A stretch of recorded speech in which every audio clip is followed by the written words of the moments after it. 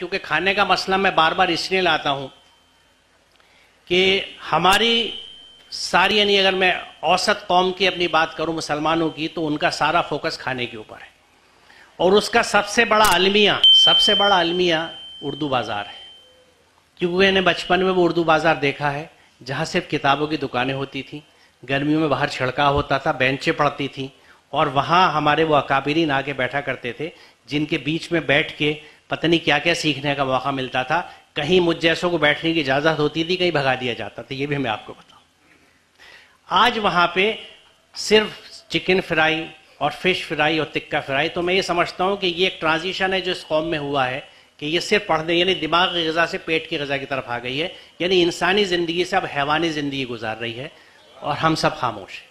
کیونکہ پیٹ کا معاملہ حیوانی زندگی ہوتا ہے، ذہن کا معاملہ انسانی زندگی ہوتا ہے. اس ارتقاء کی بات ہوتی ہے جس کے نتیجے میں یہ انٹیلیجنس ہمیں ملی ہے، جس کا استعمال ہمیں کرنا چاہیے، اور جس کو فروزہ کرنے کے لیے، جس کو بھڑکانے کے لیے کتاب کی بڑی اہمیت ہے. وہ کتابوں کے بازار اب ہمارے یہاں چکن کے بازار ہیں، مچھلی کے بازار ہیں. تو یہ ایک کہانی بھی ہے ہماری مختصر کے ساتھ، یعنی کسی کو مسلمانوں کی ہسٹری پڑھنی ہو یا سمجھنی ہو تو اردو بازار جا کے دیکھ لیں. تو معاف کیجیے گا اس تلخ کلامی کے لیے، لیکن اب یہاں سے ایک دوسری بات میں شروع کرنا چاہتا ہوں کہ معاملہ مجھے صرف سائنس کے مضامین پڑھانے کا درپیش نہیں تھا. میرے سامنے ایک سب سے بڑا سوال یہ تھا کہ وہ قوم جس نے زبردست کنٹریبیوشن سائنٹیفک فیلڈز میں دیا ہے، جس کو یورپ ڈارک ایجز کہتا ہے، وہ ہمارے ہاں کا گولڈن ایج پیریڈ تھا، جس کو یورپین ہسٹورینز لکھتے ہیں کہ مسلم سائنٹسٹ کا کنٹریبیوشن ہر فیلڈ میں، چاہے وہ میڈیسن ہو، ایسٹرونومی ہو، فلسفی ہو، کوئی بھی چیز ہو، اس میں بہت زبردست کنٹریبیوشن تھا. تو کیا بات ہے. اور یہ وہ پیریڈ تھا جس وقت اسلام کے اندر وہ ارکان کا زور نہیں ہوا تھا جو آج ہے، کیونکہ آج کا اسلام جو ہے وہ ارکان بیسڈ ہے، صرف کچھ ریچولز ہیں. آپ دیندار کس کو کہتے ہیں؟ جس کو مسجد سے آتا جاتا دیکھ لیں، جس کو نماز پڑھتا دیکھ لیں، جس کے روزے بڑی پابندی سے دکھیں آپ کے نزدیک، اور اس نے یقیناً ایک شکل اختیار کر رکھی ہو، تو آپ اس کو دینداری کا مہر دے دیتے ہیں کہ بھائی بہت دیندار آدمی ہے. لیکن کیا دین انہی کے اوپر رکا ہوا؟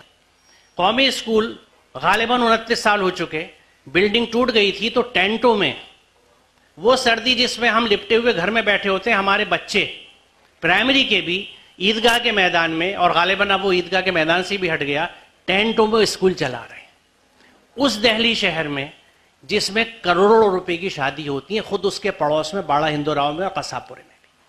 اور بات وہیں تک نہیں ہے، پہلے دہلی میں جب میرا بچپن تھا تو ان فضولیات کے لیے باڑہ ہندوراؤ اور قصاب پورہ مشہور تھا، لیکن آج دہلی کے ہر مسلم علاقے کی شادی کروڑوں میں نہیں تو لاکھوں میں ہوتی ہے، لیکن کوئی اس طرف نہیں دیکھتا کہ یہ کہ اسکول ٹینٹوں میں چل رہا ہے. اس کے برخلاف میں ادھر دیکھتا ہوں کچھ ریاستوں میں، جیسے ابھی میں پچھلے دنوں بھیونڈی اور بمبئی کے دورے پہ تھا.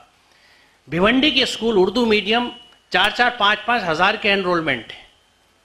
جو کام مہاراشٹر نے اردو میڈیم کے لیے کیا ہے اور اردو زبان کے لیے کیا ہے، میں سمجھتا ہوں اس کا نظیر کہیں نہیں مل سکتی، کیونکہ اتنے اردو میڈیم اسکول انہوں نے مضبوط ڈیولپ کیے ہیں. اور ان کی مضبوطی کا ثبوت یہ ہے کہ مہاراشٹر میں 4 میڈیم چلتے CBSE میں. جب 12ویں کا امتحان اور 10ویں کا ہوتا ہے تو English medium, Marathi medium, Hindi medium, Urdu medium. کم و بیش غالباً ہر سال 10th اور 12th میں اردو میڈیم کے بچے ٹاپ کرتے ہیں، یعنی وہ انگلش میڈیم کو بیٹ کر رہے ہیں، مراٹھی میڈیم کو بیٹ کر رہے ہیں، اسی مہاراشٹر میں جس کو ہم ایک خاص جماعت کا گڑھ سمجھتے ہیں اور سمجھتے ہیں کہ یہ تو اینٹی مسلم موومنٹ ہوگا. آپ محنت کر رہے ہیں تو کوئی روک نہیں سکتا آپ کو. مہاراشٹر کے رزلٹ ثبوت ہیں، ناگپور کے رزلٹ ثبوت ہیں اس بات کی. کبھی اچھا وجہ کیا ہے؟ دیکھیے اتنی ڈیڈیکیٹڈ ٹیم ہے ان ٹیچرز کی، 90% عورتیں ہیں، لیڈی ٹیچرز. آج سے 10 سال پہلے بھیونڈی کے دورے میں نے 8ویں جماعت کے بچوں کو انوائرمنٹل ایشوز پہ اردو میں کولاج بناتے دیکھا تھا. اس وقت 10th اور 12th کے بچے ہمارے کولاج نہیں جانتے تھے. تو یہ ٹیچرز کا انوویشن ہے، محنت ہے ان بچوں کے ساتھ، جب بھی وہ اتنا اچھا ایگزامز میں کر پاتے ہیں. تو یہ اس ریاست کی بات اگر ہم الگ چھوڑ دیں تو اس کی مثال میں نے اس لیے دی تھی کہ انجمن اسلام میں گیا، وہاں ان کے ذمہ داروں سے ملاقات ہوئی تو پنویل میں ان کا نیا کیمپس ڈیولپ ہوا ہے. ایک مخیر شخص نے 70 کروڑ سے اوپر رقم دے کے پورا کیمپس بنوایا ہے. کتنا فاصلہ ہے بمبئی اور دلی میں؟ کیا دلی والوں کے پاس پیسے نہیں ہیں؟ پیسے ہیں، دل نہیں ہے اور ترجیحات نہیں. ہماری پرائرٹیز بالکل الگ ہیں. ہم صرف اپنی شوبازی، میرا مکان، میرا ڈرائنگ روم، میرا کھانا، میرے دسترخوان، میرے فنکشنز کیسے ہوں، اس چیز نے ہمیں ڈبو رکھا ہے. یہاں وہ لوگ بیٹھے ہیں جو اس آواز کو لے جا سکتے ہیں آگے. دیکھیے اب اس پہ باقاعدہ کام کرنے کی ضرورت ہے، اور یہاں تک کام کرنے کی ضرورت ہے کہ ان شادیوں کو دیکھیے، رشتے ہی مت کیجیے ایسے گھروں میں. شادی ہو رہی ہے تو شادی میں اٹینڈ مت کیجیے جہاں پہ ابھی ایک پچھلے دنوں شادی ہوئی. ایک عام بات ہو گئی ہے کہ گاڑیاں ٹیپ لگا کے ربن باندھ کے رکھی جاتی ہیں جہیز میں دینے کے لیے. ابھی پچھلے دنوں ایک شادی ہوئی جس میں اللہ کا شکر ہے میں شریک نہیں رہا، جو شریک ہیں وہ ہنس رہے ہیں بیٹھے ہوئے کیونکہ انہیں یاد آ رہا ہے. 2 گاڑیاں اور ایک اسکوٹر رکھا ہوا تھا جہیز میں دینے کے لیے. تو یہ چیزیں کیا ترغیبات ہیں. آپ کے خاندان میں جو غریب لوگ ہیں وہ کیا سوچیں گے؟ وہ بھی قرض لیں گے کیونکہ آپ نے ایک سنت جاری کر دی، آپ نے ایک طریقہ جاری کر دیا کہ اس انداز سے شادی. وہ سادگی کہاں سے رہی شادی میں؟ وہ رشتوں میں وہ بنیادیں کہاں سے رہیں؟ تو یہ وہ سب چیزیں ہیں بہرحال جس کی وجہ سے ہماری ترجیحات، اور جب تک ہم نہیں بدلیں گے ہمارے ہاں تعلیمی نظام. آج دیکھیے اس وقت قومی اسکول ڈوبنے لگا تھا، ہم نے کچھ نہیں بولے. آج مظہر الاسلام ختم کے قریب ہے.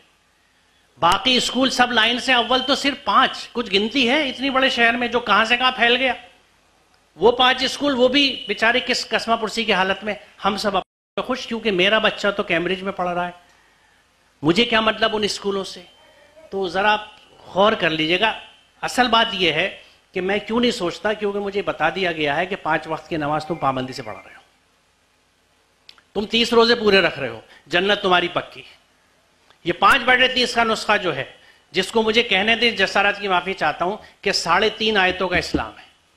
قرآن کی بقیہ آیتیں جس میں پورے احکامات ہیں سوشل ڈیولپمنٹ کے، پبلک سروس کے، لوگوں کی خدمت کے، ایتاء ذی القربیٰ کے، وہ کہاں گئے؟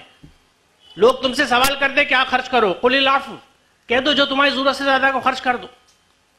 یہ کنسیپٹس کہاں گئیں؟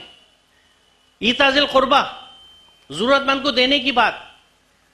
یہ ساری چیزیں کیونکہ بنیادی وجہ یہ پڑتی ہے کہ ہم لوگ قرآن سے دور ہو چکے.